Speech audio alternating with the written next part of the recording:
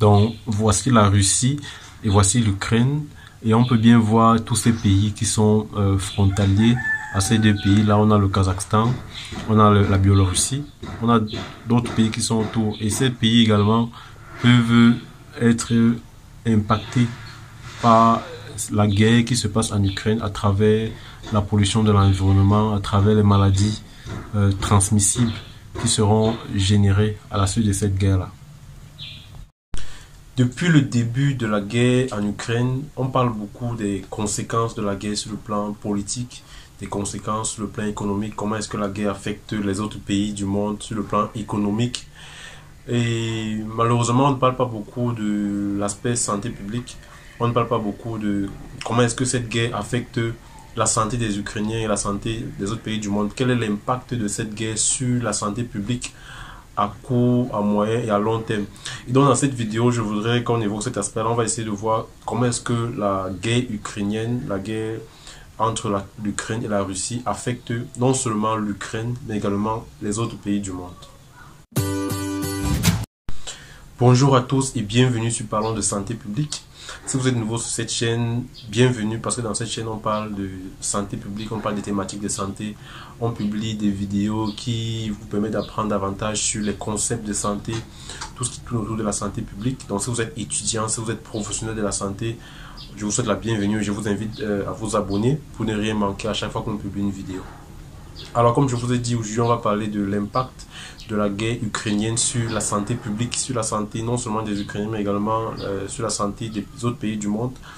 Parce que ce qu'il faut comprendre, c'est que chaque fois lorsqu'il y a une guerre, il y a des conséquences à court, à moyen et à long terme sur la santé des personnes. Les conséquences ne sont pas juste sur le plan économique ou alors sur le plan politique, mais il y a également de lourdes conséquences sur le plan sanitaire, même si les ces conséquences sur le plan sanitaire auront un lourd tribut sur le plan économique. Donc dans cette vidéo, on va voir, cette vidéo sera divisée en deux grandes parties. On va voir premièrement comment est-ce que la guerre ukrainienne affecte d'abord l'environnement et ensuite on va voir comment est-ce que la guerre ukrainienne affecte le système de santé ukrainien et par conséquent la santé des Ukrainiens. Donc on va donc attaquer la première partie. Lorsqu'on parle de l'impact sur l'environnement, on va essayer de décomposer l'environnement en plusieurs parties. Il y a déjà le sol, il y a l'air, il y a l'eau et il y a l'écosystème, ou alors les zones protégées. Donc, on va donc décomposer en plusieurs parties. On va d'abord parler de l'impact sur le sol. Comment est-ce que cette guerre affecte le sol et par conséquent la santé. Ce qu'il faut savoir, c'est que lorsqu'il y a cette guerre, il y a plusieurs types de déchets qui sont produits. Il y a des véhicules volés, il y a des bâtiments qui s'effondrent, il y a des explosions, il y a des déchets ménagers et il y a aussi beaucoup de déchets médicaux. Et lorsqu'on parle d'explosion, il y a par exemple une substance qui est beaucoup utilisée par la Russie, ce sont ce qu'on appelle les obus, les fragments d'obus, qui sont une sorte de missiles. Lorsqu'on les projette, ils sont composés de plusieurs clous qui vont, lorsque les obus sont projetés, distiller les clous pour transpercer des personnes. Et donc ces fragments d'obus-là contiennent des substances comme l'amiante et également les déchets médicaux qui ne sont pas collectés par la suite, contiennent des substances très dangereuses comme l'amiante qui est tellement cancérigène et qui est aussi à l'origine de plusieurs maladies respiratoires. Il y a également la chlorobiphénile. La chlorobiphénile qui est à l'origine de la maladie d'Alzheimer, la maladie de Parkinson et d'autres maladies respiratoires. Il y a donc plusieurs autres substances, plusieurs autres métaux lourds qui sont également à l'origine des maladies respiratoire. Donc voilà comment est-ce que ces substances-là peuvent avoir un impact déjà sur le sol en générant plusieurs des polluants et par conséquent avoir un impact sur la santé des personnes. La deuxième composante de l'environnement qui sera affectée par cette guerre, c'est l'air. Et comment? Vous savez que la Russie cible des zones spécifiques qu'elle va exploser. Il s'agit par exemple des raffineries, il s'agit des zones industrielles, il s'agit par exemple des usines chimiques qui sont généralement explosées par les militaires russes. Et donc lors de ces explosions-là, il y a une très grande contamination des polluants qui sont injectés dans l'air, qui sont très toxiques et qui causent donc des maladies respiratoires qui peuvent être très mortelles pour les personnes. Donc voilà comment est-ce que à travers ces explosions, ces différentes fumées qui sont déclenchées, il y a la contamination de l'air et par conséquent des maladies très graves, notamment les maladies pulmonaires qui attaquent au niveau des poumons. La troisième composante de l'environnement qui est touchée ici, c'est l'eau. Lors des bombardements, les Russes ciblent les zones stratégiques comme des zones de production et d'acheminement de l'eau, de telle sorte que ces eaux-là, lorsqu'elles sont présentes, sont polluées, sont contaminées. Et dans le pire des cas, ces eaux en viennent à manquer. Donc les populations manquent affreusement de l'eau potable. Il n'y a pas d'eau. Et lorsqu'il n'y a pas d'eau, vous savez, toutes les maladies qui peuvent être présentes à l'instar du choléra, qui est actuellement sous surveillance épidémiologique. L'Ukraine a récemment, en juillet dernier, mis en place la surveillance épidémiologique du choléra parce qu'il y a plusieurs cas suspects. Il y a des personnes qui ont des symptômes de choléra parce qu'il y a cette privation d'eau en raison des bombardements qui ont ciblé ces zones de production et d'acheminement de l'eau. Donc voilà la troisième composante de l'environnement qui est beaucoup impactée. La quatrième composante de l'environnement qui est affectée ici, c'est ce qu'on appelle les zones naturelles et l'écosystème. Et on recense environ 900 zones naturelles et 1,2 million d'hectares d'écosystèmes qui subissent l'impact de la guerre, donc qui sont détruits ou alors qui sont en voie de destruction avec des forêts qui sont incendiées, qui sont brûlées, qui sont éliminées.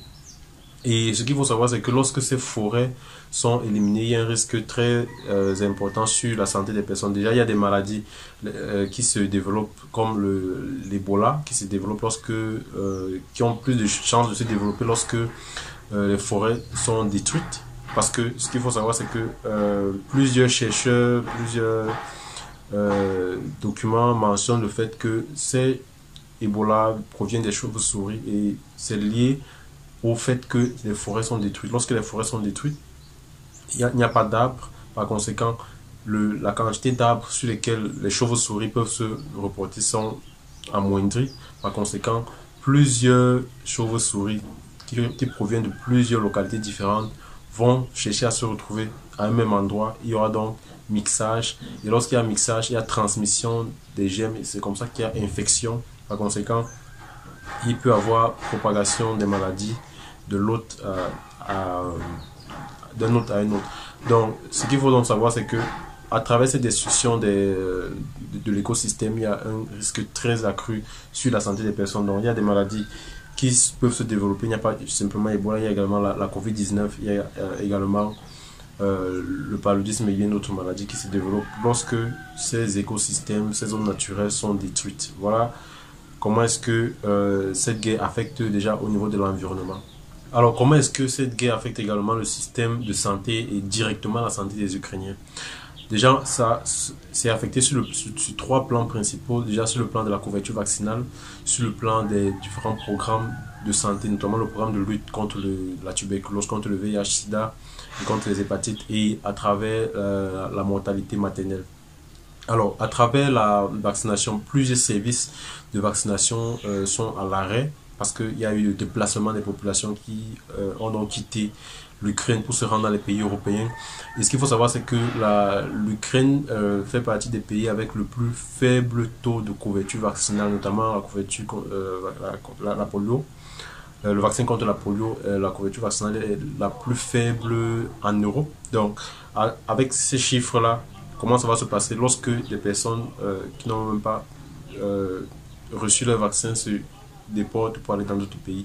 Donc il y a déjà à ce niveau-là, au niveau de la vaccination, il y a la vaccination contre la polio, contre la rougeole et contre d'autres maladies. Également, l'impact va également se ressentir au niveau des programmes de lutte contre le VIH-Sida. L'Ukraine en 2020 est considérée comme le deuxième pays avec le plus grand nombre de nouveaux cas de VIH-Sida reportés en Europe. Donc, l'Ukraine est un pays où le VIH-Sida circule abondamment. Et avec ce déplacement des personnes dans d'autres pays européens, est-ce que la transmission du VIH-Sida ne va pas augmenter dans d'autres pays européens? Est-ce qu'ils ne seront pas affectés davantage par le VIH-Sida à travers ce mixage des populations-là? Là également il y a la question.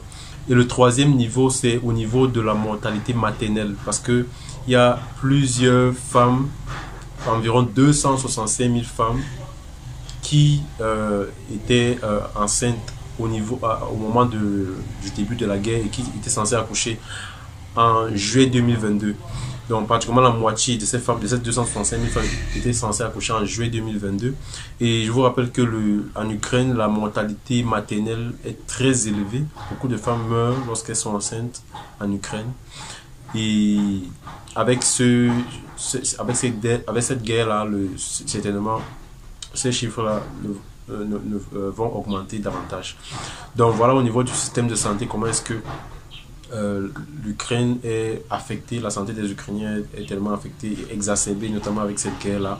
On aurait également pu parler de l'impact sur la santé mentale, les personnes qui subissent des troubles psychosociaux à travers cette guerre parce que subissent des explosions. Il y a beaucoup de civils qui sont obligés d'entrer dans cette guerre, de subir cette guerre-là.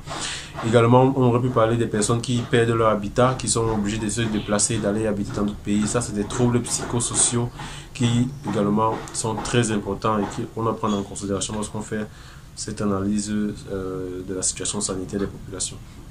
Donc voilà ce que je voudrais partager avec vous au niveau de l'impact de la guerre sur la santé et sur la santé publique. Il faut savoir que chaque fois, lorsqu'il y a un risque d'épidémie, lorsqu'il y a une épidémie dans un pays, il y a également un risque de la même épidémie dans d'autres pays parce que avec l'intersection entre les différents pays, il faudrait toujours, lorsqu'il y a une épidémie dans un pays, faire en sorte que les mesures de prévention soient mises en place. Donc c'est ce que je voudrais partager avec vous. Dites-moi ce que vous en pensez dans les commentaires. Est-ce que vous avez identifié d'autres aspects de la santé publique qui sont affectés par cette guerre ukrainienne? Et on pourra continuer la discussion là-dessus. Sinon, on se dit à une prochaine vidéo. Si vous avez aimé cette vidéo, je vous encourage à la liker. Également, mentionnez en commentaire si vous avez des commentaires. On se dit à une prochaine vidéo. Sentez-vous bien.